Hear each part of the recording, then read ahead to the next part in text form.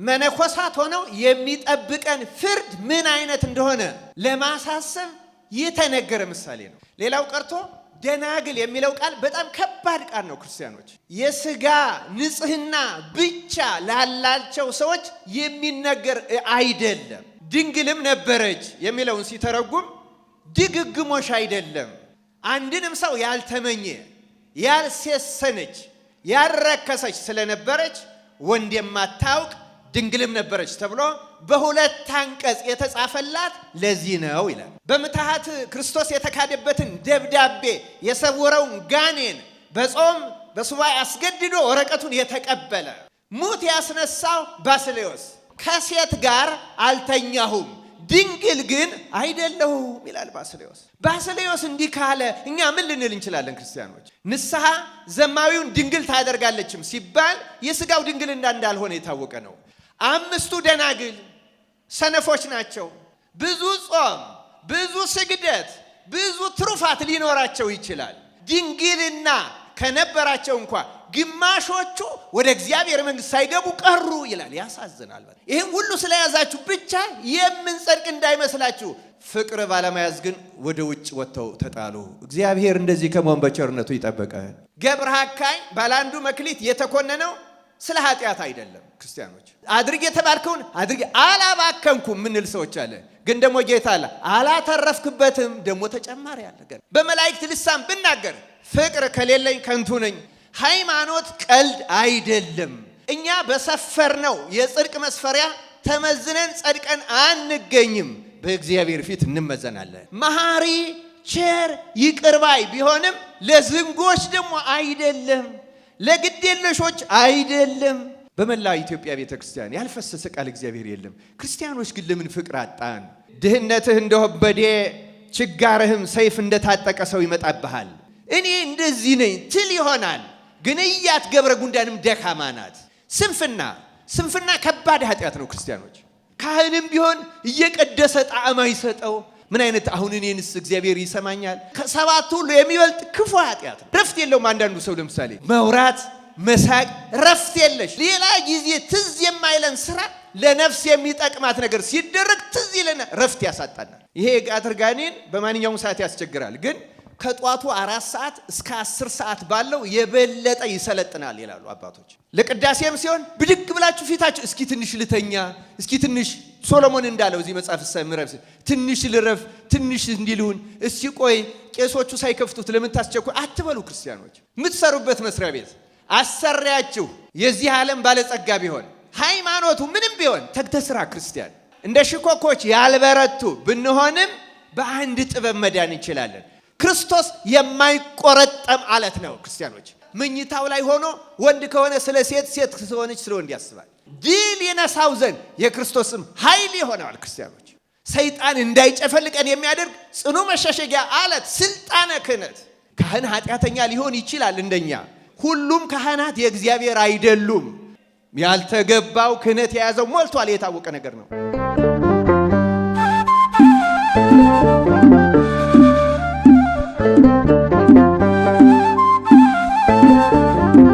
በስመ አብ ወወልድ ወመንፈስ ቅዱስ አሐዱ አምላክ። በስመ አብ ወወልድ ወመንፈስ ቅዱስ አሐዱ አምላክ።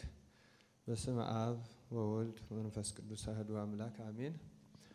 የምንማርበት የትምህርታችን ርዕስ ጥቃቅን ፍጥረታት የሚል ይሆናል። መነሻ የምናደርገው የመጽሐፍ ቅዱስ ክፍለ ምንባብ መጽሐፈ ምሳሌ ምዕራፍ 30 ቁጥር 24 እስከ 28 ላይ ያለው ይሆናል። እሱን አስቀድሜ እኔ በንባብ አሰማችኋለሁ። በምድር ላይ 4 ጥቃቅን ፍጥረቶች አሉ።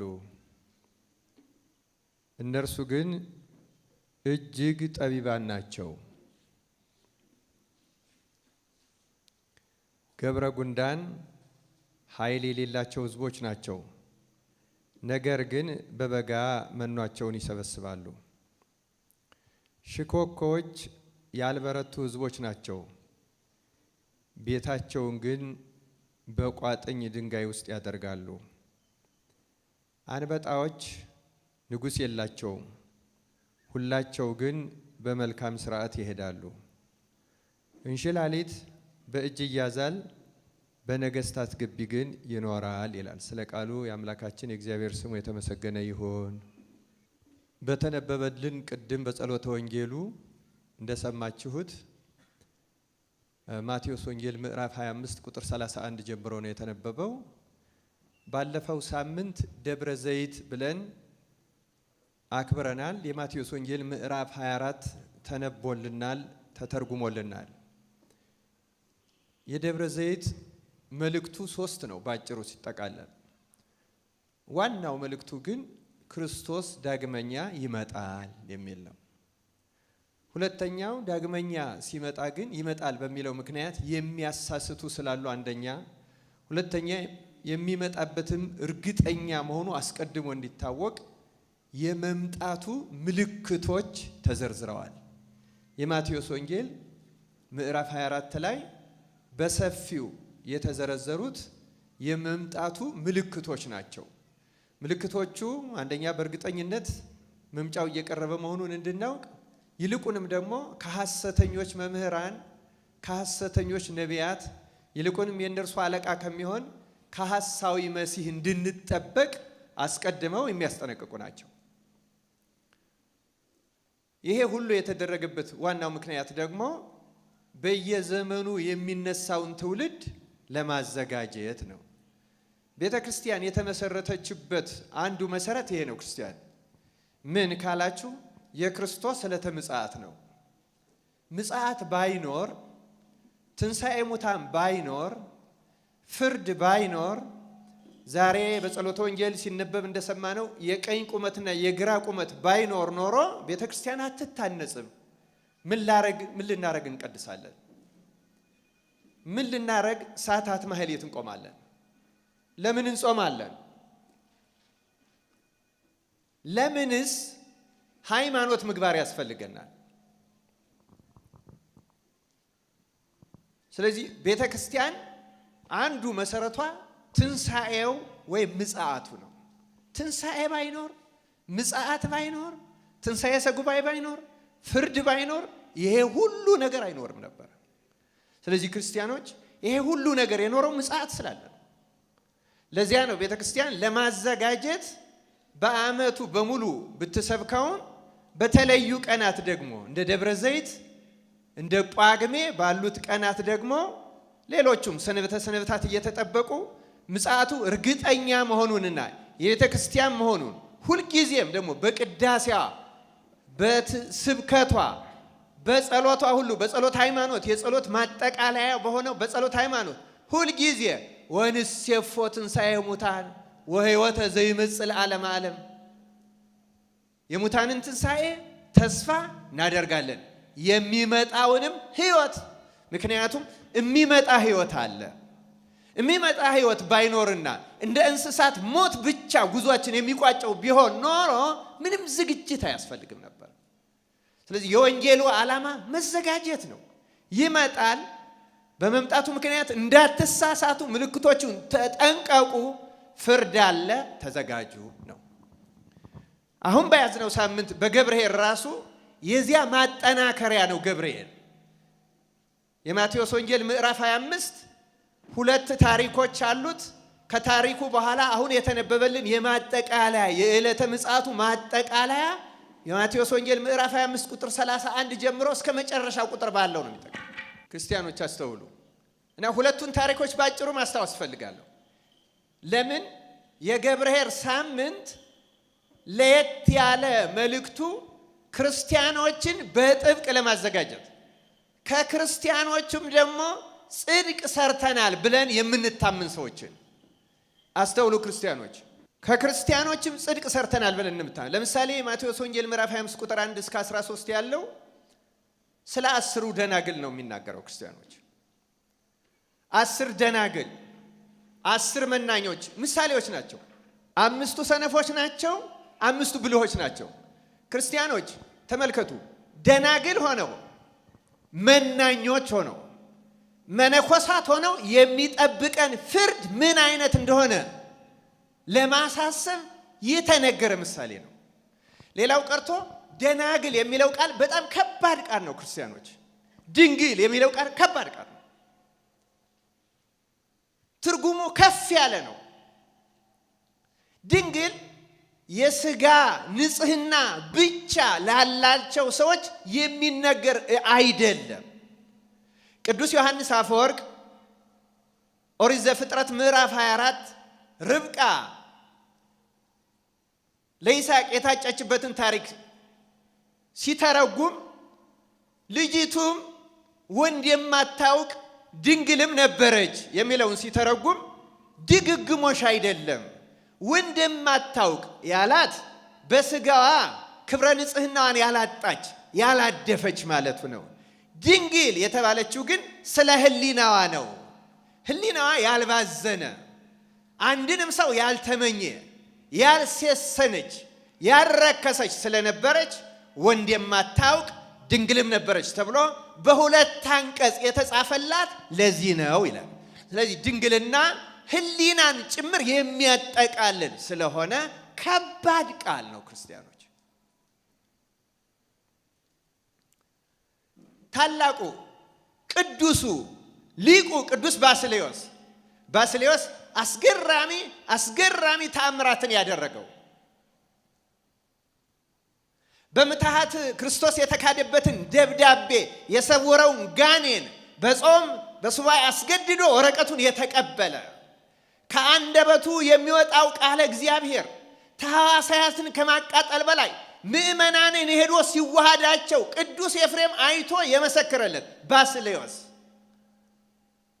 ሙት ያስነሳው ባስልዮስ፣ ሥርዓተ ቤተ ክርስቲያን በድንቅ መሠረት ላይ ያነጸው ባስልዮስ፣ የቅዳሴያችን አብዛኛውን ጸሎትና ሥርዓት የሠራው ባስልዮስ ስለ ራሱ እንዲህ ይላል፣ ከሴት ጋር አልተኛሁም ድንግል ግን አይደለሁም ይላል ባስልዮስ።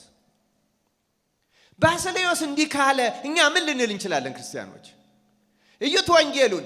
ድንግል የሚለው ቃል ከባድ ቃል ነው። ንስሐ ዘማዊውን ድንግል ታደርጋለችም ሲባል የሥጋው ድንግልና እንዳልሆነ የታወቀ ነው። ግን ፍጹም ንስሐ ሕሊናውን ፈጽማ ትደነግለውና አንድ ሕፃን ልጅ በወንድና በሴት መካከል የሚፈጸም ሩካቤ ምን መሆኑን እንደማያውቅ ዘማን የነበረ ሰው ያ ነገር ምን እንደሆነ ሩካቤ ምን እንደሆነ እስከማያውቅ ድረስ ሕሊናው ይነጻል፣ ይከብራል ማለት ነው። ክርስቲያኖች ታዲያ ሰው እስከዚህ ድረስ ድንግልናን ከያዘ በኋላ ግን ሊኮነን ይችላል ነው የሚለን የማቴዎስ ወንጌል ምዕራፍ 25። አምስቱ ደናግል ሰነፎች ናቸው፣ መብራት አላቸው፣ ዘይት ግን የላቸውም አለ ወንጌል። መብራት አላቸው ማለት ምን? ብዙ ጽድቅ አላቸው፣ ብዙ ጾም፣ ብዙ ስግደት፣ ብዙ ትሩፋት ሊኖራቸው ይችላል። ምናልባትም ይሄ ተመክሆም ፈጥሮባቸው እርግጠኞች ነበሩ ሙሽራው ሲመጣ ወጥተው እንደማይጣሉ እርግጠኞች። ምክንያቱም ጽድቅ ሲሰሩ ነው የኖሩት። ምክንያቱም በንስሐም ቢሆን ለድንግልና በቅተዋል። የእግዚአብሔር ቃል ግን አንድ ነገር ይጎላቸው ስለነበረ ድንግልና ከነበራቸው እንኳ ግማሾቹ ወደ እግዚአብሔር መንግሥት ሳይገቡ ቀሩ ይላል። ያሳዝናል በጣም። ምን አተው ካል ዘይት ምንድን ነው? ፍቅር። ክርስቲያኖች ማቴዎስ 24 የዕለተ ምጽአቱም አንዱ ቃል የሚናገር ከአመፃ ብዛት የተነሳ በዚያ ዘመን ፍቅር በሰዎች ልጆች መካከል ትቀዘቅዛለች። እዩ ክርስቲያኖች አስተውሉ። ዘይት ባለመያዛቸው ምናኔ እያለ ጾም እያለ ሰጊድ ቀዊም እያለ የሳታት የማህሌት ትጋት እያለ ሕሊናን ማንጻት እያለ ሌላም ነገር ሁሉ እንዳይመስላችሁ፣ ይህም ሁሉ ስለያዛችሁ ብቻ የምንጸድቅ እንዳይመስላችሁ። ፍቅር ከሌላችሁ ዋጋ የላችሁም። ተጠንቀቁ። ማዘጋጀት ማለት ይሄ ነው። ተመልከቱ። ለኃጥኡ ብቻ አይደለም። ደናግሉ በዝሙት አልተከሰሱም። ደናግሉ በስርቆት አልተከሰሱም። ደናግሉ በመግደል አልተከሰሱም። ደናግሉ በሌሎቹ ኃጣውም አልተከሰሱም። ፍቅር ባለመያዝ ግን ወደ ውጭ ወጥተው ተጣሉ። እግዚአብሔር እንደዚህ ከመሆን በቸርነቱ ይጠበቃል። ክርስቲያኖች አስተውሉ። ቀላል አይደለም። ሳምንታቱ የምናስብበት መንገድ ቀላል አይደለም። ከባድ ማስጠንቀቂያዎች ናቸው። ለማንኛችንም ቢሆን ከባድ ማስጠንቀቂያዎች። የገብርኄርም ያስረዳን ይሄን ነው ክርስቲያኖች። ገብረ ሐካይ ባላንዱ መክሊት የተኮነነው ስለ ኃጢአት አይደለም ክርስቲያኖች፣ ስለ መስረቅም አይደለም፣ በሐሰት ስለ መመስከርም አይደለም፣ ስለ ሌሎቹም ነገሮች አይደለም። ስለ አንድ ነገር ነው የተጎዳው። እሱ አሁን እንደሚጸድቅ እርግጠኛ ነበረ። ምክንያቱም መክሊቱን አላጠፋሁም፣ አላባከንኩም። አሁን አንዳንዶቻችን እንደዚያ ነን። እኔ ንጽህናዬን አላበላሸሁም፣ ጾም አልሻርኩም፣ አስራት በኩራት አልበላሁም፣ አድርግ የተባልከውን አድርግ አላባከንኩም ምንል ሰዎች አለ። ግን ደግሞ ጌታ አለ አላተረፍክበትም፣ ደግሞ ተጨማሪ አለ ገና። ክርስቲያኖች ጠብቄዋለሁ የሚለው የገብረ ሐካይ ንግግር ነው አለ። በእጄ አልሰረኩበትም፣ በእግሬ ወደ አመፅ አልተጓዝኩበትም፣ በአንደበቴ ሐሰት ሐሜት አልተናገርኩበትም። ይሄም ለኛ ከባድ ነው። ግን ይሄን እንኳን ብንጠብቅ ጠብቄያታለሁ ገንዘብህን የሚለው በቂ አይደለም። እንዴ አትርፍበት እንጂ የሚል አለ። ክርስቲያኖች ትርፋል። ክርስቲያኖች አስተውሉ። የነዚያ ፍቅር ነው። ፍቅር ቅዱስ ጳውሎስ ብሏል፣ ተራራና እስካፈልስ እምነት ቢኖረኝ በእውነቱ አካሌን ለእሳት ለስለት እስከምሰጥ ሰማዕትነትን ብቀበል በመላእክት ልሳን ብናገር ፍቅር ከሌለኝ ከንቱ ነኝ። ጌታ የነገረን ዋዛ አይደለም። ንግግር ለማሳመር ጌታ አልተናገረውም። ሃይማኖት ቀልድ አይደለም። እኛ በሰፈርነው የጽድቅ መስፈሪያ ተመዝነን ጸድቀን አንገኝም። በእግዚአብሔር ፊት እንመዘናለን። ለድንግልና የበቃው እንኳ ይኮነናል የሚል ቃል ተጻፈ። እግዚአብሔር ከዚህ ፍርድ በቸርነቱ ይጠብቀ። ክርስቲያኖች አስተውሉ።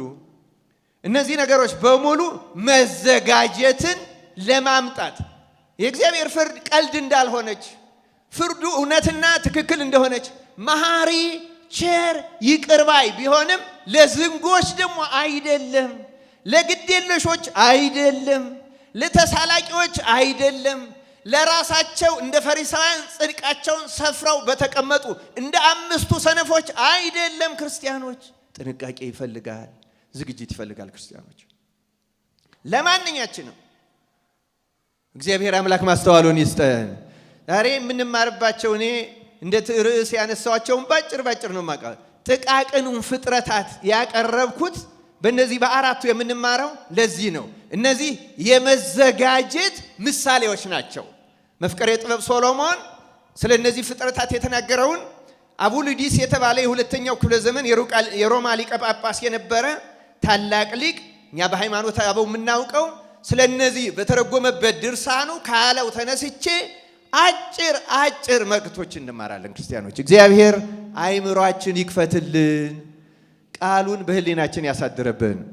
አሁን በዚህ በሐዋሳ ቅዱስ ገብርኤል ከጥንት ጀምሮ መቼስ አዲስ ትውልድ ስለሚመጣ ሁሌም አዲስ ትምህርት መማር አስፈላጊ ነው። ግን ያልፈሰሰ ቃል እግዚአብሔር የለም።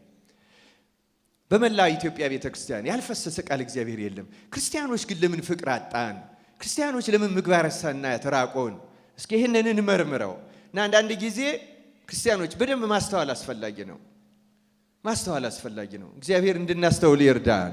እና እነዚህን ጊዜ ስለሌለኝ ቀጥታ ወደ ጉዳዮቼ ልግባ። የመጀመሪያዎቹ ሰምታችሁ እንደሆነ አራቱ ፍጥረታት በጣም ደቃማ ፍጥረታት ናቸው ተብሎ ግን እጅግ አራት ጥቃቅን ፍጥረቶች እነርሱ ግን እጅግ ጠቢባን ናቸው። እጅግ ምንድን ናቸው? ጠቢባን ናቸው። እና ገብረ ጉንዳን ኃይል የሌላቸው የመጀመሪያው ገብረ ጉንዳን ነው ክርስቲያኖች። እና ገብረ ጉንዳን በጣም ምሳሌነቱ ትልቅ ነው። እንዲያውም እዚህ መጽሐፈ ምሳሌ ምዕራፍ 6 ላይ መፍቀሬ ጥበብ ሶሎሞን እንዲህ የሚል ቃል ጽፎልናል። አስተውሉ ክርስቲያኖች።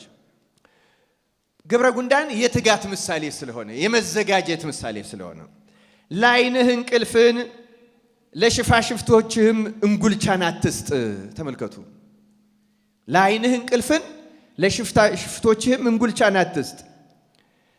እንደ ሚዳቋ ከአዳኝ እጅ፣ ይህን ቃል ያዙት ክርስቲያኖች። እንደ ሚዳቋ ከአዳኝ እጅ፣ እንደ ወፍም ከአጥማጅ እጅ ትድን ዘንድ አንተ ታካጅ ወደ ገብረ ጉንዳን ሂድ፣ መንገዷንም ተመልክተህ ጠቢብ ሁን። አለቃና አዛዥ ገዥም ሳይኖራት መብሏን በበጋ ታሰናዳለች፣ መኖዋንም በመከር ትሰበስባለች። ጥቂት ትተኛለህ፣ ጥቂት ታንቀላፋለህ፣ ትተኛም ዘንድ ጥቂት እጅህን ታጥፋለህ። እንግዲህ ድህነትህ እንደ ወንበዴ ችጋርህም ሰይፍ እንደታጠቀ ሰው ይመጣብሃል። ስንፍና ይይዝሃል ማለቱ ነው። ክርስቲያኖች የስንፍና ውጤትም ደግሞ ችግር ይይዝሃል። ስለ ቃሉ የአምላካችን የእግዚአብሔር ስሙ የተመሰገነ ይሁን። እያንዳንዷን ቃል ባብራራት ምንኛ ደስ ባለኝ። ክርስቲያኖች ግን እዩ፣ ተዘጋጁ። ይቺ ዓለም የመዘጋጃ ዕድሜ ናት። ተስፋ የምናደርገው የሚመጣው ሕይወት ነው። ወሕይወተ ዘይመጽእ ለዓለመ ዓለም፣ ለዘላለም የሚኖር ተስፋ የምናደርገው ትልቅ ሕይወት አለ። ለዚያ መዘጋጃ ናት ይቺ። እንግዲያስ እንዴት ልዘጋጅ ካልክ ሂድና ገብረ ጉንዳንን እያት። እኔ እኮ ደካማ ነኝ፣ እኔ ድካሜ ብዙ ነው፣ እኔ እንደዚህ ነኝ ትል ይሆናል። ግን እያት ገብረ ጉንዳንም ደካማ ናት። ምሳሌ 30 ላይ እንደሰማችሁት ያልበረቱ ገብረ ጉንዳን በጣም ትንሽ ከመሆኗ አቅሟ ደካማ ከመሆኑ የተነሳ በክረምት መኗን ልትሰበስብ ብትወጣ አንዲት ትንሽ የዝናብ ጠብታ ይዛት ትሄዳለች። ገብረ ጉንዳን ግን እንደኛ ነባቢት፣ ህያዊት፣ ለባዊት ወይም አዋቂ ነፍስ ሳይኖራት በደመ ነፍስ ብቻ ያቺ ትንሽ ፍጥረት በሚያስገርም መንገድ ወቅት አውቃ መቼ መዘጋጀት እንዳለባት፣ መቼ ምኗን መሰብሰብ እንዳለባት አውቃ በጊዜው ጊዜ ትዘጋጃለች። ለዚያውም አለቃ ሳይኖራት፣ አዛዥ ሳይኖራት ራሷ አስባ። እግዚአብሔር አምላክ ከዚህ እንድንማርና በእውነት በራሳችን ትጋት እንድንዘጋጅ በቸርነቱ ይርዳን። ክርስቲያኖች ሰምታችኋል፣ ቅድም ሲነበብ ብራብ አላበላኸኝም፣ ብጠማ አላጠጣኝም፣ ስታረዝ አላለብስ፣ ስታመም አልጎበኝ እያለ መቼ እንላለን? መቼ? እንቅልፍ ላይ ነው ያለነው እኛ ክርስቲያኖች። እኛን ወደ ለእግዚአብሔር መንግሥት እንዳንዘጋጅ ከሚያደርጉን አበይት ኃጢአቶች ቅዱስ ወግሪስ የተባለ የሦስተኛው ክፍለ ዘመን ቅዱስ መነኩሴ ቅዱስ አባት 8 በጣም ኃይለኛ ገዳይ ኃጢአቶች የሚላቸው አሉ። 8 ከሁሉ የሚበልጡ። ከነዚህ ውስጥ አንዱ ስንፍና ይባላል። ምን ይባላል አልኳችሁ? ስንፍና ከባድ ኃጢአት ነው ክርስቲያኖች። ብዙዎችን ሳንዘጋጅ እንድንገኝ ያደረገን ያ ነው። 5ቱ ደናግልም ስንፍናም ጭምር ፍቅር እንዲያጡ ያደረጋቸው እሱን አንዱ እያዘናጋ ማለት ነው። ስንፍና ወደ ሌሎች ኃጢአት ስንፍና በጣም አደገኛነቱ 2 መልክ ነው ያለው ይላል። ይህን ደግሞ የሚለው ዮሐንስ ዘሰዋስው የተባለ አባት ነው። ስንፍና 2 መልክ አለው ይላል። በጣም አደገኛ ኃጢአት ነው። 2 መልክ አለው። አንደኛ አሁን እዚህ መጽሐፈ ምሳሌ ምዕራፍ 6 ላይ እንዳነበብኩላችሁ ጥቂት ልተኛ ጥቂት ልረፍ የሚል ዝግ የሚያሰኝ ጸሎት ሲሆን ነገ ይደርሳል፣ በኋላ ይሆናል፣ ነገ ኋላ፣ ነገ እስኪ ልረፍበት፣ እስኪ ይደርሳል፣ ይቀስበል፣ ዘንድሮ ቁረብ፣ እስቲ ቆርሞ፣ እስቲ ይሄን ልለፈው፣ እስኪ እንደዚህ ላድርግ እያለ የሚያዘገይ አደገኛ መንፈስ ነው እና መንፈሱ ርኩስ መንፈሱ የቀትር ጋኔን ይባላል። የምን ጋኔን ይባላል አልኳችሁ? አዎ የቀትር ጋኔን ነው የሚለውም ወግሪስ ነው። የስንፍና መንፈሱ የቀትር ጋኔን ነው። ነቢየ እግዚአብሔር ቅዱስ ዳዊት መዝሙር 91 ላይ ከቀትር ጋኔን አትፈራም ይላል። ዘይሃድር በረድኤተ ልዑል ወይነብር ውስጥ ጸላሎቱ ለአምላከ ሰባይ ብሎ ለእግዚአብሔር ምስካዬ ወጽወነ አንተ። እዚህ ላይ ወረድ ብሎ ይህ እነዚህን ያነሳቸዋል። በእግዚአብሔር የሚታመን እምነቱ ትክክልና እውነተኛ የሆነ ሰው በሱ መጠጊያ በልዑል መጠጊያ የሚኖር ሰው እያለ እያመሰገነ መጥቶ ይሄን ሰው ይላል ከቀትር ጋኔን ወይም ከስንፍና መንፈስ አትፈራም ይላል። እግዚአብሔር ከዚህ መንፈስ ይፈውሳል። እና ይሄ ስንፍና መንፈስ አንደኛው መልኩ ዳተኛ ማድረግ እና ለጸሎትም የተባረደ መንፈስ፣ ካህንም ቢሆን እየቀደሰ ጣዕም አይሰጠው፣ ሰዓታት መሐሌ ቢቆም እየተናገረው ማህሌት አይሰጠው፣ እያዛጋ እየተልፈሰፈሰ ግድ ሆኖበት የሚያደርገው ያደርግበታል። ያ መንፈሱ ተዋጊ መንፈስ ነው። እግዚአብሔር ከዚህ መንፈስ ይፈውሳል።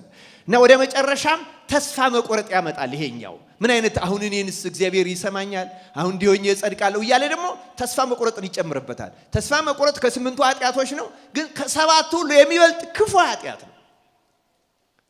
እግዚአብሔር ከዚህ መንፈስ ይፈውሰን። አንደኛው የስንፍና መንፈስ መልኩ ደግሞ ቀዥቃዣ ማድረግ፣ ረፍት የለውም። አንዳንዱ ሰው ለምሳሌ ቢሮው ተቀምጦ አእምሮ ሰላም ያጣል። ቤት ቢሄድ ይሻለኛልና ቤት ይሄዳል። ቤቱም ሲወድ እረፍት ያጣል። እንደገና ጓደኛዬን ላገኘው ብሎ ወደ ከተማ ያዞረዋል። ከዚያ በኋላ ወሬ ነው የሚያስለቅመው። መውራት፣ መሳቅ፣ እረፍት የለሽ። አንድ ነገር ላይ ተረጋግቶ መቀመጥ አይችልም። ይሄ የቀትር ጋኔን የተባለው የስንፍና መንፈስ ያደረበት አንዱ መገለጫው ይሄ ነው።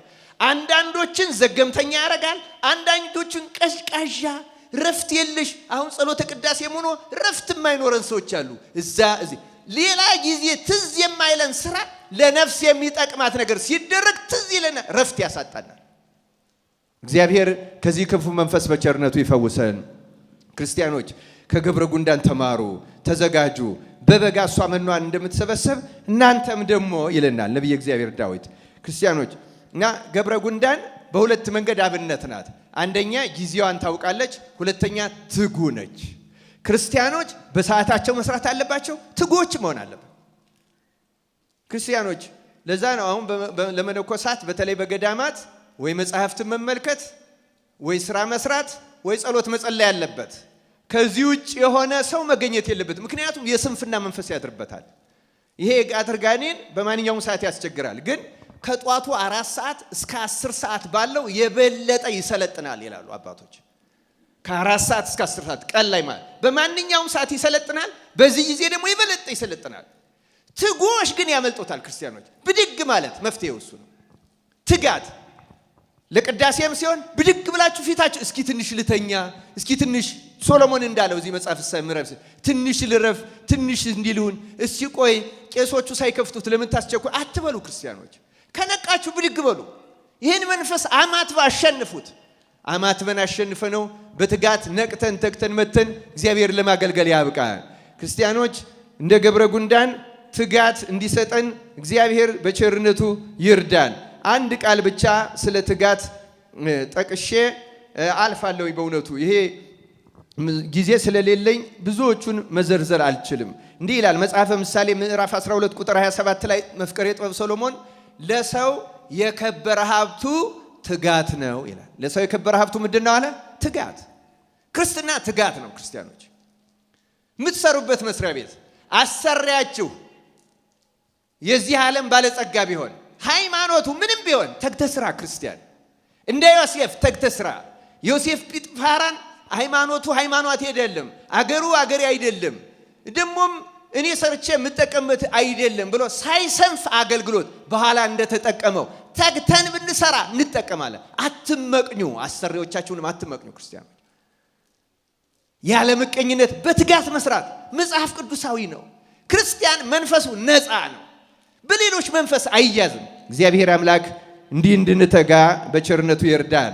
ጌታችንም በዚሁ በዕለተ ምጽአቱም በተመለከተ ወደ ፈተና እንዳትገቡ ምን አድርጉ ነው ያለ? ትጉና ጸልዩ። ጸልዩ ብቻ አይደል፣ ተግታችሁ ነው ያለ። ተግተን እንደ ገብረ ጉንዳን ለመዘጋጀት አምላካችን እግዚአብሔር ይርዳን። የሶስቱን ፍጥረታት ባጭሩ እናገራለሁ። ክርስቲያኖች ሽኮኮች ይላል ሶሎሞን፣ ሽኮኮች ያልበረቱ ናቸው፣ ነገር ግን መኖሪያቸውን በቋጥኝ አለት ውስጥ ያደርጋሉ ይላል። እኛም ክርስቲያኖች ያልበረታንን። ሰይጣን አንበሳ ሽኮኮን ጨፍልቆ ሊበላት እንደሚፈልጋት ሰይጣን የሚውጠውን ፈልጎ እንደሚፈልግ በዙሪያችሁ እንደሚያገሳ አንበሳ በዙሪያችሁ ይዞራል እንዳለ ቅዱስ ጴጥሮስ፣ ሰይጣን እንደ አንበሳ በድካማችን ገብቶ ሊበላን በዙሪያችን ያገሳል። ግን እኛ እንደ ሽኮኮች ያልበረቱ ብንሆንም በአንድ ጥበብ መዳን እንችላለን። ሽኮኮች መኖሪያቸውን ቋጥኝ አለት ውስጥ ስለሚያደርጉ ተመልከቱ ክርስቲያኖች፣ አለቱን ሰብሮ አንበሳም ቢሆን ሌላም አውሬ ቢሆን ሊነካቸው አይችልም። ክርስቲያንም ልክ እንደዚህ መጠጊያ አለት አምባ የሆነ አለት አለው። ያም ማለት ክርስቶስ ነው። ቅዱስ ጳውሎስ በቆሮንቶስ መልእክቱ ምዕራፍ 10 ላይ እንደገለጸው በእውነቱ ሁሉም ይከተላቸው ከነበረው ከዚህ አለት ጠጥተዋልና ያም ማለት ክርስቶስ ነበረ ይላል። ስለዚህ መሸሸጊያዋን፣ መጠጊያዋን፣ አምባዋን ክርስቶስን ያደረገች ነፍስ ምንም በኃጢአት ደካማ ብትሆን አንበሳው፣ ዘንዶ፣ ዲያብሎስ ሊውጣት አይችልም። ክርስቶስ የማይቆረጠም አለት ነው። ክርስቲያኖች የማይሰበር አለት ነው። ጽኑ አምባ መጠጊያ ነው። ስሙን መጠጊያ እናደርገው ክርስቲያኖች። ድርሳነ ሰንበት ላይ እንዲህ የሚል ቃል አለ። የሕያው እግዚአብሔር ልጅ ጌታችን መድኃኒታችን ኢየሱስ ክርስቶስ ሆይ ማረን እያለ ስሙን የሚጠራ ስሙ አምባ መጠጊያ አለቱ ነው ያድነዋል። ክርስቲያኖች ይሄ ብዙዎች ገዳማውያን መጠጊያ እየሄዱ የሚጸልዩ ጸሎት ይሄ ነው። እኛም ሁሌ የምንለው እግዚኦ መሐረነ ክርስቶስ ነው። ክርስቶስ ሆይ ማረን። ስሙ አምባ ነው ክርስቲያኖች። ስሙ አለት ነው፣ መጠጊያ ነው።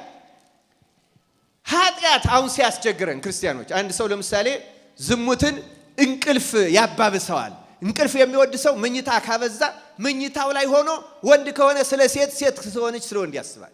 ግን እንዲህ ያለ ሐሳብ ሲመጣበት በመኝታው ላይ እንዳለ ኢየሱስ ክርስቶስ ሆይ ከቻለ የሕያው እግዚአብሔር ልጅ ጌታዬ መድኃኒቴ ኢየሱስ ክርስቶስ ሆይ እባክህ እኔን ኃጢአተኛውን ይቅር በለኝ እያለ ደጋግሞ ከቻለ 41 ጊዜ ካልቻለ 12 ጊዜ ይሄን ስም ብቻ ቢጠራው ያ የዝሙት መንፈስ ነቅሎ ወጥቶ ይሄዳል። ክርስቲያኖች ከሰው ጋር ተነጋግረን ተቀያይመን ሐሳቡ እየመጣ እያብሰለሰለ እንቅልፍ ቢከለክለን ቢረብሸን አማትቡና ጌታዬ ኢየሱስ ክርስቶስ ሆይ ሰይጣን ጥላቻን እንዳይተክልብኝ በቀልን እንዳያሳድግብኝ ፍቅር ይቀዘቅዛል ብልሃል። ፍቅር የሌላቸው ደናግሉ እንኳን እንደሰማነው በውጭ ይወጣሉ ይጣላሉ ወደ ጨለማው ብልሃል። እባክህ ኢየሱስ ክርስቶስ ሆይ ይሄን መንፈስ ከኔ ያርቅ እያለ የክርስቶስን ስም የሚጠራ ሁሉ በመኝታው በቢሮ በስራው በቤተክርስቲያንም ሆኖ የሚያንገላታውን ኃጢአት ሁሉ ድል የነሳው ዘንድ የክርስቶስ ስም ኃይል ይሆናል። ክርስቲያኖች ይኸው ሽኮኮች ያልበረቱ ናቸው፣ ድካሞች ናቸው። በአለቱ ምክንያት ግን ተጠብቀው እንደሚኖሩ እኛም በክርስቶስ ስም ተጠብቀን መኖር እንችላለን። ክርስቲያኖች በስሙ እንድንጠበቅ አምላካችን እግዚአብሔር ይርዳን። ፈቃደ ካህን ምክረ ካህን አለት ነው። ክርስቲያኖች ጌታ እንዳለው ማቴዎስ 16:16 አንተ አለት ነህ፣ በዚች አለት ላይ ቤተክርስቲያኔን ሰራታለሁ፣ የሲኦልም ደጆች አይችሏትም። አምባችን ክህነት ነው። ክርስቲያኖች ፈቃደ ካህን ምክረ ካህን ነፍስ አባት ማማከር በስርዓቱ ይሄ አለት ነው። ክርስቲያኖች ሰይጣን እንዳይጨፈልቀን የሚያደርግ ጽኑ መሸሸጊያ አለት ስልጣነ ክህነት የኦርቶዶክሳዊ ስርዓተ ቤተክርስቲያን የሥርዓተ አምልኮ ምሰሶች አንዱ ክህነት ነው። የማይነቃነቅ ምሰሶ። ክርስቲያኖች ክህነትን አታቃሉ፣ ካህንንም አታቅልሉ። ካህን ኃጢአተኛ ሊሆን ይችላል፣ እንደኛ በደለኛ ሊሆን ይችላል። ክህነቱ ግን ያነጻል፣ ያከብራል። ቅዱስ ዮሐንስ አፈወርቅ እንደሚለው ሁሉም ካህናት የእግዚአብሔር አይደሉም፣ በሁሉም ካህናት ግን እግዚአብሔር ይሰራል ይላል ዮሐንስ አፈወርቅ። ሁሉም የእግዚአብሔር አይደሉም።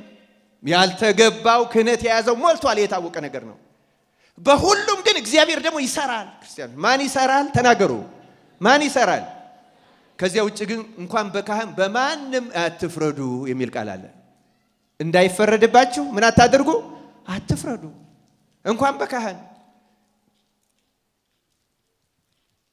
ዝም ብሎ በሚያዩ ነገር የሚፈርድ ሰው በጻድቅ ሰው ሁሉ ይፈርዳል። በነገራችን ላይ ልክ ስንክሳሩ እንደሚነግረው እንደ አባ ባጥል ባለ ንጹሕ ድንግል መነኩሴ ዘማዊ ነው ብለው ሰዎች ይፈርዱበት እንደነበረው በማናውቀው አንፍረድ። ክርስቲያኖች እግዚአብሔር ሳናውቅ ከመፍረድ ይጠብቀን። ክህነት አለት ነው። በሰዎች ምክንያት አድርጎ ሰይጣን እያስተቸ ከክህነት አለት ካራቀ በኋላ ሰባብሮ ለመብላት ነው። ክርስቲያኖች ክህነት አምባችን ነው። ክህነት መጠጊያችን ነው። ክህነት አለታችን ነው። ደካሞችን ብንሆን ካህን እግዚአብሔር ይፍታ ሲል ካህን ሲሰማው ስርየት እናገኛለን። አሁን ስንፍናን ራሱ ከላይ ያነሳሁትን አንድ ክርስቲያን መጀመሪያ በሽታው ስንፍና እንዳለበት ይወቅ። ሁለተኛ ስንፍና ኃጢአት መሆኑን አውቆ ይናዘዝ። ሲናዘዝ ገና የዚህ የስንፍና መንፈስ ጋቢልለታል፣ ይርቅለታል ይላሉ። ተጋድሎም ከቀጠለ ደግሞ ጨርሶ ተላቆት ይቀራል። እግዚአብሔር ከነዚህ መናፍስት በቸርነቱ ይገላግለን። ሶስተኛ አንበጣዎች ናቸው። አንበጣዎችም እንዲሁ ደካሞች ናቸው፣ ግን ደግሞ ሁላቸው በመልካም ስርዓት ይጓዛሉ ይላል መጽሐፉ። ሁላቸው ንጉስ የላቸውም። አንበጣዎች ንጉስ የላቸውም። ሁላቸውም ግን በምን ስርዓት ይሄዳሉ? በመልካም ስርዓት። ክርስቲያኖች ስርዓተ ቤተ ክርስቲያን መሰረታዊ ነገር ነው። 21ኛው ክፍለ ዘመን የቴክኖሎጂ ዘመን ቅባ ጥርሶ የሚለው አይሰራም። እግዚአብሔር ሙሴን በሰማይ እንደተገለጠልህ አድርገህ ተጠንቅቀህ ስርዓት ነው ያለ። የቤተ ክርስቲያን ስርዓቷ ሰማያዊ ነው። ሰዎች የፈጠሩት አይደለም፣ እንዳመጣን የምንሽረው አይደለም። ሲኖዶስ በቀኖና ስርዓት መንፈስ ቅዱስ በገለጸለት ለኛ በኃጢአት እንዳንያዝ የሚያቀሉት ራሱ ሰዎች በኃጢአት እንዳይከሰሱ ለሰዎች ድካም ተብሎ ይደረጋል እንጂ ለሰዎች ሌላ ምቾት ተብሎ አይደረግም። ክርስቲያኖች እና አንበሳ ንጉስ የለውም፣ ግን በመልካም ስርዓት ይጓዛል።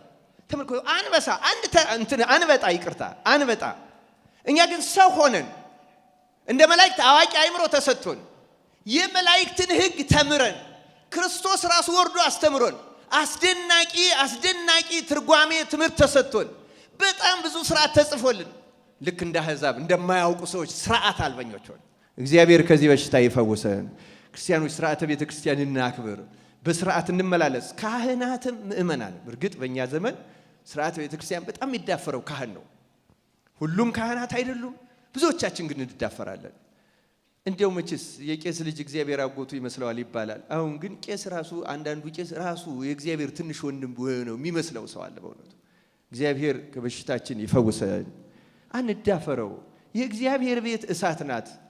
በእውነቱ እንደዚያ እንደ ኦሪት ዘመን ወዲያው እንደነ ዳታን እንደነ አቤሮን ወዲያው መሬት ተከፍቶ አይዋጠን እሳት ወርዶ አያቃጥለን እንጂ እሳት ሆኖ ግን ይፈጀናል በኋላ። ክርስቲያኖች አራተኛውና የመጨረሻዎቹ ሰዓቱ ስለሄደ እንሽላሊት ናቸው። እንሽላሊት በእጅ ትጨበጣለች፣ ነገር ግን በነገስታት ግቢ ትኖራለች ይላል ቅዱስ አቡሊዲሴን ሲተረጉም። ነገስታት ያለው ስላሴን ነው። በብዙ ቋንቋ የተናገረው ስላሴን ለመመልከት ነው። ነፍስ በእውነት እግዚአብሔርን በትክክል የምታመልክ ከሆነ ወደ ስላሴ ግቢ ትገባለች ይላል። የስላሴ ግቢ ማለት ስላሴ የሚባል አጥቢያ ቤተክርስቲያን ግቢ ማለት አይደለም። ክርስቲያኖች የስላሴ ግቢ የምትባለው ቅድስት ቤተክርስቲያን ናት። የትኛዋ ናት ቅድስት ቤተክርስቲያን? ተመልከቱ። በተለይ በቅዳሴ ጊዜ ሊቀ ካህናት ኢየሱስ ክርስቶስ ራሱ ህብስት፣ ራሱ መስዋዕት፣ ራሱ ሰዋኢ ሆኖ በገባሬ ሰናይ ቄሱ በኩል አለ። የቤተክርስቲያን ራስ ስለሆነ ድንግል ማርያም አለች፣ ጻድቃን ሰማዕታት አሉ፣ መላእክት አሉ። ከዚያ በኋላ ከኛ ከምእመናን ከተገኘ ነው ደግሞ ተነሳሂ ሀጥ የሚባለው። ተነሳሂ ሀጥ ማለት በልቡናው ከማንም ሰው የባስ ኃጢአተኛ ነኝ ብሎ ከልቡ የሚያምነውን ሰው መንፈስ ቅዱስ ወደዚያች ቅድስት ቤተክርስቲያን ረቂቅ ህብረት ያስገባዋል። መንፈስ ቅዱስ ወደዚህ ህብረት ያስገባን። ክርስቲያኖች ቀዳሽ ሆነን ላንገባ እንችላለን፣ ቆራቢም ሆነን ላንገባ እንችላለን። ልቡናችን በሚገባው መንገድ ዝግጁ ካልሆነ እዚች ውስጥ ግባ ውጣ የሚለው መንፈስ ቅዱስ ብቻ ነው። ማን ነው ይህን የሚያስገባው የሚያስወጣው? መንፈስ ቅዱስ። ክርስቲያን ነፍሱ የተዘጋጀች እውነተኛ ተነሳይነት ተአምኖ ኃጣው ያለው ኃጢአቱን የሚያምነውን መንፈስ ቅዱስ ያስገባዋል። ቅዳሴያችን መግቢያው ላይ ያስጠነቅቃል። እኔ ሁለት ቃል ተናግሬ ትምህርቴን እጨርሳለሁ። ክርስቲያኖች መግቢያው ላይ ያለውን አንብቤ ባሰማችሁ አይከፋችሁም አይደለም? ጨርሻለሁ። ምንም ጊዜ አልወስድም በእውነቱ ከዚህ በኋላ። ክርስቲያኖች ያስተውሉ። ቅዳሴያችን መግቢያው ላይ ለእያንዳንዱ ሰው በአሁኑ ጊዜ ብዙ ቤተ ክርስቲያን አይነበብም። ከጸሎተ ንስሐ በፊት ካህኑ ሁሉም እየሰማ ሊያነበው የሚገባ እንደሆነ ስርዓታችን ያዛል። እንዲህ ይላል። የባስልዮስ ስርዓት ነው።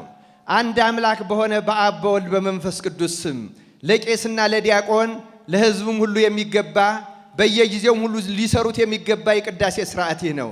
እንደ አባቶቻችን ስርዓት ቄስም ቢሆን ዲያቆንም ቢሆን በቅዳሴ ጊዜ መጀመሪያ ይህን ቃል በግድ ያንብብ ይላል ስርዓቱ። በግድ ያንብብ። ከቅዱስ ምስጢር የሚቀበሉም ሁሉ በማስተዋል ይህን ይስሙ። እንዲህም ይበል ይልና ወንድሜ ሆይ ኃጢአትህን እያሰብክ በዚህ ልቡና ኑር፣ ይቅርታንም ታገኝ ዘንድ ስርየትን ለምን። ስለ አንተም ስለ እነሱም ንጹሕ የሚሆን መስዋዕቱን በሚያቀርቡበትና በሚያሳርጉበት ጊዜ ከቤተ ክርስቲያን ሳትወጣ ስለ አንተ የሚያቀርብና የሚጸልይ ካህኑን አትተወው። ከሚያስወጡት ካልተጠመቀው ጋር አብረህ እንዳትሄድ በቤተ ክርስቲያን ኑር እንጂ። የካህኑንም ቃሉን አድምጥ። ስለ አንተ ስለ ኃጥአንም ሁሉ የሚለምነውን ስርየት ስማው፣ አምላካቸው ይቅር ይላቸው ዘንድ። አንተ ሰው የኃጢአት ስርየትን ልታገኝ ከወደድክ ከቤተ ክርስቲያን ለምን ትወጣለህ? ሌላው አንገቱን ዝቅ አድርጎ ስላንተ ምሕረትን ይለምናል። አንተስ ለምን ሥራ ፈት ትሆናለህ? በዚህ ጊዜ በልቡናህ ከአንዱ አገር ወደ አንዱ አገር ትመላለሳለህ፣ መራዊ ሰማያዊ በሚሆን በክርስቶስ ማኅተም የታተምክ ስትሆን። ነገር ግን አድምጡ ክርስቲያኖች፣ ነገር ግን ቤተ ክርስቲያን ወደ ውጭ ታወጣሃለች፣ ለዘላለሙ ወደ እርሷ እንዳትገባ ደጆቿን ትዘጋባሃለች፣ ባዕድ በመካከሏ አይገኝምና ይላል። እግዚአብሔር በቸርነቱ ይቅር ይበለን። እዩ ቅዳሴ ላይ አንድ ሰው ነቅቶ ተግቶ ታምኖ ኃጣው ኑሮት ካልቆመ ይልቁንም በሐሳቡ ወደ ቤቱ ወደ ስራው ወደ ዘመዶቹ የሚሄድ ከሆነ መንፈስ ቅዱስ አውጥቶ ይጥለዋል። ይውላችሁ ከሥላሴ ግቢ ያወጣዋል ማለት ይሄ ነው። ከቅድስት ቤተ ክርስቲያን ኅብረት ይለየዋል። ቀዳሽ ሆነ አስቀዳሽ ሆነ። እንዲህ ያለው ሰው ቅዳሴው ይረዝምበታል፣ እስኪያልቅ ይቸኩላል፣ ይቁነጠነጣል፣ ጣዕም አይሰማውማ። ረድኤት ተለይቶታል። ልቡናውን ስላባከነ ስላልተዘጋጀ። በእርግጥ በቅዳሴ ጊዜ አንባቢዎቹም ላይ ችግር ይኖራል። በዜና አበው ከባድ ማስጠንቀቂያ አለ። መጽሐፉ ቃሉ ጉልህ ይሁን፣ አንባቢው አሰምቶ ሳይንተባተብ አጥርቶ ያንብብ የሚል ትእዛዝ አለ። አጥርቶ ነው ማንበብ ያለበት ካህን። ምእመን ደግሞ አጥርቶ መስማት አለበት። አጥርተን እንድንሰማ አምላካችን እግዚአብሔር ይርዳን። እዩ ክርስቲያኖች፣ ገና መጀመሪያ ይሄ በግድ ያንብብ የተባለው ለምንድን ነው? ትወጣለህ ነው። ከስሉስ ቅዱስ ግቢ ከኅብረተ ቤተ ክርስቲያን ትለያለህ። በልማድ ብቻ ካደረግከው፣ በልማድ ብቻ ከቆምክ፣ በልማድ ብቻ ከተመላለስ መንፈስ ቅዱስ ይለይሃል፣ ይጥልሃል። ቅዳሴው 41 ጊዜ እግዚኦ መሐረነ ካልን በኋላ ዲያቆኑ እንዲህ የሚል ቃል አለው። በንስሐ ውስጥ ያላችሁ ራሳችሁን ዝቅ ዝቅ አድርጉ። ምን አድርጉ? ራሳችሁን ማለት ጭንቅላታችሁን ማለት አይደለም። ልቡናችሁን፣ ማንነታችሁን፣ ኃጢአተኛ የማይገባችሁ መሆናችሁን አውቃችሁ በመንፈስ ራሳችሁን አዋርዱ ማለት ነው።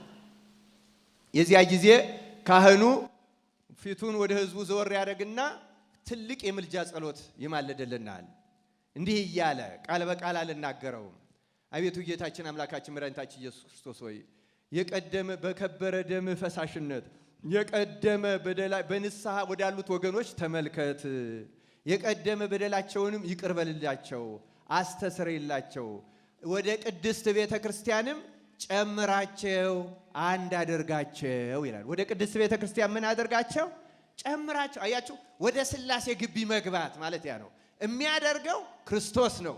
የሚያደርገው መንፈስ ቅዱስ ነው። የሚያደርጉት ሥላሴ ናቸው። ክርስቲያኖች መንፈስ ቅዱስ ያልጨመረው ሰው ቢቀበለውም በበረሃ ላለ ለባህታዊም እንኳን ይሆናል እንጂ ለራሱ አይሆነም። ክርስቲያኖች ይኸው እንደዚህ ደካሞች ናችሁ እንደ እንሽላሊት። ግን ደግሞ መንፈስ ቅዱስ ወደ ረቂቅ ቤተ መቅደስ ወደ ረቂቅ የሥላሴ ግቢ ሊያስገባችሁና ልክ የንጉሥ ግቢ እንደፍሮ እንሽላሊትን የሚነካት እንደሌለ ሰይጣን ጫፋችሁን እንዳይነካችሁ የሚያደርግ ቢነካችሁ እንዳትሸነፉ የሚያደርግ ጸጋን ስሉስ ቅዱስ ይሰጣችኋል ይላል።